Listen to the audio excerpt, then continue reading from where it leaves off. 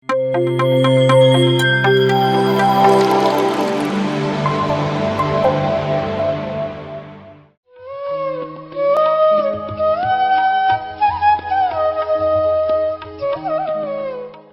ಮಾಸ್ಟರ್ಗಳಿಗೂ ನಮಸ್ಕಾರ. ಯಾಕೆಂದರೆ ಇವತ್ತು ಈ ಧ್ಯಾನದ ಬೆಂಗಳೂರು ಏನು ಕರ್ನಾಟಕದಲ್ಲಿ ಧ್ಯಾನಿಗಳು ಅಂದಾಗ ಈ ಸತಿಪತಿ ಧ್ಯಾನಿಗಳು ಮಾಡೋದು ಭಾರಿ ಕಮ್ಮಿ. ಅದರಲ್ಲಿ ನಮಗೆ ಮುಖ್ಯವಾಗಿ ಈ ಆರತಿ ಮುತ್ತುರಾಜು ಈ ಒಂದು ಪಿರಮಿಡ್ ವ್ಯಾಲಿ ಒಳಗೆ ಸಾಕಷ್ಟು ಅಯ್ಯಪ್ಪ ಪಿಂಡಿ ಇರ್ಬೋದು, ಅನಿತಾ ಪಿಂಡಿ, ಅದೇ ರೀತಿಯಲ್ಲಿ ಇವರು ಅಷ್ಟೇ ಒಂದು ಅತಿ ಉತ್ತಮ ಸ್ಥಾನದಲ್ಲಿ ಪಿರಮಿಡ್ ವ್ಯಾಲಿ ಒಳಗಿದ್ದಾರೆ. ಯಾಕೆಂದರೆ ನಾನು ಈ ಧ್ಯಾನಕ್ಕೆ ಬರಬೇಕಾದ್ರೆ ಕಾರಣ ನನ್ನ ಸಹೋದರಿ ಆರತಿ. ಯಾಕೆ ನನ್ನ ಮೊದಲನೇ ಗುರು ಆರತಿ, ಧ್ಯಾನದ ಮೊದಲನೇ ಗುರು ನಮ್ಮ ಪಿತಾಮಹರು ನಾವೆಲ್ಲರೂ ಪೂಜ್ಯರಿಗೆ ಹೇಳ್ತೀವೋ ಅದೇ ರೀತಿ ನಾನು ಪ್ರತಿದಿನ ಆರತಿ ಮುತ್ತುರಾಜನ ಸ್ಮರಣೆ ಮಾಡ್ತೀನಿ. ಯಾಕೆಂದರೆ ನನ್ನ ಒಂದು ಅನುಭವ ಎರಡೆರಡು ನಿಮಿಷ ಹೇಳ್ತೀನಿ. ಯಾಕೆ ನಾನು 4 ವರ್ಷದಿಂದ ಧ್ಯಾನ ಮಾಡ್ತಾ ಇದ್ದೀನಿ. 4 ವರ್ಷ ನಾನು ಅಚಾನಕ್ಕಾಗಿ ಪಿರಮಿಡ್ ವ್ಯಾಲಿ ಟೂರ್ ಅಂತ ಏನೋ ಒಂದು ಲಾಂಗ್ ಡ್ರೈವ್ ಅಂತ ಹೋದನು. ವೆಹಿಕಲ್ ಡ್ರೈವ್ ಮಾಡ್ಕೊಂಡು ಹೋದನು. ಇಲ್ಲಿ ಪಿರಮಿಡ್ ವ್ಯಾಲಿ ಇರೋದು ಐಡಿಯಾ ಇತ್ತು. ಆ ಭಾಗದಲ್ಲಿ ಹೋಗಿದಾಗ ಅಲ್ಲಿ ಅವತ್ತು ನೋಡಿದ್ರೆ ಪತ್ರಿಜಿಯವರ ಬರ್ತ್ಡೇ ಇತ್ತು. ಬರ್ತ್ಡೇ ಇದ್ದಾಗ ಅಲ್ಲಿ ಹೋಗಿ ನಾನು ಒಂದು 10 ನಿಮಿಷ ಧ್ಯಾನ ಮಾಡಿ ನಾನು ನನ್ನ ಸ್ನೇಹಿತರು ಹೋದ್ವಿ. ಅಲ್ಲಿ ಧ್ಯಾನ ಮಾಡಿದಾಗ ಅದೇನೋ ನನಗೆ ಪತ್ರಿಜಿಯವರು ಅಲ್ಲೇ ಮಾತಾಡಬೇಕು, ಆಗಲೇ ಮಾತಾಡಬೇಕು. ಅಲ್ಲಿ ಒಂದು 2,000 ಜನ ಅಲ್ಲಿ ಅವ್ರ ಬರ್ತ್ಡೇ ಸೆಲೆಬ್ರೇಷನ್ ನಡೀತಾ ಇದೆ. ನಮ್ಮ ಕಣ್ಣನ್ ಮಾಮ ಅವರು ಅಲ್ಲೂ ಜೊತೆ ಇದ್ದಾರೆ. ಹಾಗೆ ಅದೇನೋ ಅವ್ರನ್ನ ಮಾತಾಡಬೇಕು ಅಂತ. ಆದರೆ ಪಕ್ಕದಲ್ಲಿ ಧ್ಯಾನ ಮಾಡುವಾಗ ನನ್ನ ಸಹೋದರಿ ಆರ್ತಿ ಇದ್ರು. ಯಾರು ಅಂತ ಹಿಂಗೆ ಕೇಳಿದಾಗ ನಾನು ಹಿಂಗೆ ಅಂತ ಕೇಳಿದಾಗ ನಾನು ನನ್ನ ತಪನ ಅವ್ರು ಕೇಳಿಕೊಂಡೆ. ಆರ್ತಿನ ಅಮ್ಮ ತಾಯಿ ಹಿಂಗೆ ಅವ್ರು ನನ್ನ ಭೇಟಿಯಾಗಬೇಕು. ಅಲ್ಲೇ ನಮ್ಮ ಅಲ್ಲಿ ಪ್ರಕಾಶ್ ಇದ್ರು. ಪ್ರಕಾಶ್ ನನ್ನ ಮೊನ್ನೆ ಗುರು. ಅಲ್ಲೋಗಿ ಅವರು ಹೋದಾಗ 5 ನಿಮಿಷ ಕೂತ್ಕೊಳ್ಳಿ ಅಂತ ಹೇಳಿದ್ರು. ಟಕ್ಕಂತ 8ನೇ ನಿಮಿಷಕ್ಕೆ ಪತ್ರಿಜಿಯವರು ಅಲ್ಲಿ ಪ್ರೋಗ್ರಾಮ್ ಬಿಟ್ಟು ಈ ಕಡೆ ವರಮೂರ್ತಿಯವರು ಹೋಗಿ ಅವ್ರಿಗೆ ಒಂದು ಕಮ್ಯುನಿಕೇಶನ್ ಕೊಟ್ಟರು, ಇಂಥವ್ರು ಬಂದಿದ್ದಾರೆ ಅದೇನು. ಆದರೆ ನನಗೆ ನಾನು ಮಾಡಿದ ತಪ್ಪು ಅಂತ ಈಗ ಗೊತ್ತಾಗ್ತಾ ಇದೆ. ಅಂಥ ದೊಡ್ಡ ಮಹನೀಯ ನಾನು ಯಾಕೆ ಕೇಳ್ಕೊಂಡೆ ಅಂದರೆ ಅದೇ ನನ್ನ ಒಂದು ಸಂಕಲ್ಪ ಇತ್ತು ಅಂತ. ನಾನು ಈ ಧ್ಯಾನಕ್ಕೆ ಬರಬೇಕಾದ್ರೆ ಅವತ್ತು ನಾನು ಕೇಳ್ದೆ, ಸುಮ್ಮನೆ ಧ್ಯಾನ ಮಾಡ್ಕೊಂಡು ನಾನು ಬೆಂಗಳೂರು ಬಂದಿದ್ರೆ ಇದು ಆಗ್ತಾ ಇರಲಿಲ್ಲ. ನನಗೆ ಇವತ್ತು ಪೂರ್ಣ ಪ್ರಮಾಣದಲ್ಲಿ ನಾನು ಈ ಧ್ಯಾನದಲ್ಲಿ ತೊಡಗಿಸ್ಕೊಂಡಿದ್ದೀನಿ. ನನ್ನ ನಿವೃತ್ತಿ ಜೀವನನ ಪೂರ್ಣ ಪ್ರಮಾಣದಲ್ಲಿ ನನ್ನ ಆಧ್ಯಾತ್ಮಿಕತೆಯಲ್ಲಿ ನಾನು ತೊಡಗಿಸ್ಕೊಂಡಿದ್ದೀನಿ. ಯಾಕೆಂದರೆ ಅವತ್ತು ಪತ್ರಿಜಿಯವರು ನನಗೆ ಅವರ ಒಂದು ದೃಷ್ಟಿ ಕೊಡ್ತಾ ಇದ್ದರೆ ಬಂದು ಒಂದು 5 to 8 ಮಿನಿಟ್ಸ್ನೊಳಗೆ ನನ್ನ ಹತ್ರ ಕೂತು ನನ್ನನ್ನು ವಿಶ್ ಮಾಡಿ ನಾನು ಅವ್ರ ಪಾದಕ್ಕೆ ಹಂಗೆ ಅವ್ರು ಅಲೋ ಮಾಡಲಿಲ್ಲ. ಆದ್ರೂ ನಾನು ಮುಟ್ಟಿ ಅವ್ರನ್ನ ಮಾಡಿದಾಗ ಒಂದು 30 ಸೆಕೆಂಡ್ಸ್ ಅವ್ರು ನಾನು ನೋಡಿರ್ಬೋದು. ಆ ಕ್ಷಣದಿಂದ ನಾನು ಪೂರ್ವದಲ್ಲಿ ನಾನ್ ವೆಜಿಟೇರಿಯನ್ ಉಪಯೋಗಿಸ್ತಾ ಇದ್ದೆ. ಆ ಕ್ಷಣ within no moment I converted to the non veg to vegetarian. ಆದರೆ ನನಗೇನು ಕಷ್ಟ ಆಗಲಿಲ್ಲ. ಯಾಕೆಂದರೆ ನನ್ನ ಹಿಂದೆ ಪತ್ರಿಜಿ ಇದ್ದಾರೆ ಅಂತ ನಾನು ಅಂದ್ಕೊಂಡು ನಾನು ತುಂಬ ನಮ್ಮ ಫ್ಯಾಮಿಲಿ ತುಂಬಾ ಅದು ಗೊತ್ತಿಲ್ಲ ಮೊದಲಿಂದ ಉಪಯೋಗಿಸ್ತಾ ಇರೋದ್ರಿಂದ ಅದು ತುಂಬ ಮಟ್ಟದಲ್ಲಿ ನಾವು ಉಪಯೋಗಿಸ್ತಾ ಇದ್ವಿ. ಈಗ ಅದರ ವಾಸನೆ ನೋಡಿದ್ರೆ ನಾನು ತುಂಬ ದೂರ ಹೋಗ್ಬೇಕಾಗತ್ತೆ.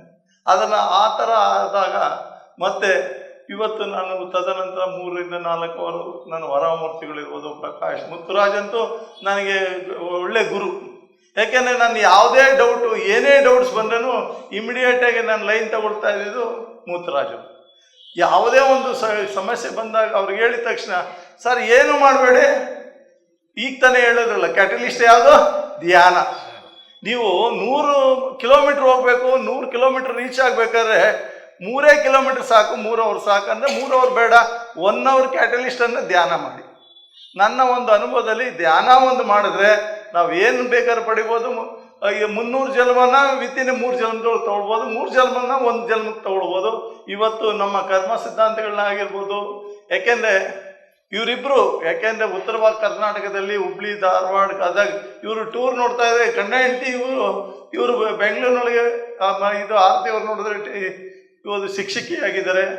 ಆದರೆ ಯಾವಾಗ ನೋಡಿದ್ರೂ ಇವರು ಉತ್ತರ ಕರ್ನಾಟಕದಲ್ಲಿ ಎಲ್ಲ ಮಠಮಾನ್ಯಗಳಲ್ಲಿ ಎಲ್ಲ ಹೋಗಿ ಎಲ್ಲ ಜನಗಳಿಗೆ ಅವ್ರು ಯಾವ ರೀತಿ ಧ್ಯಾನ ಹೇಳ್ಕೊಡ್ತಾರೆ ಅಂದಾಗ ನಾವು ನಿಜವಾಗೂ ಎಷ್ಟು ಮೋಟಿವೇಶನ್ ಆಗುತ್ತೆ ಅಂದರೆ ಅವ್ರು ನನಗೆ ಆಗ್ತಾ ಇರ್ತಾರೆ.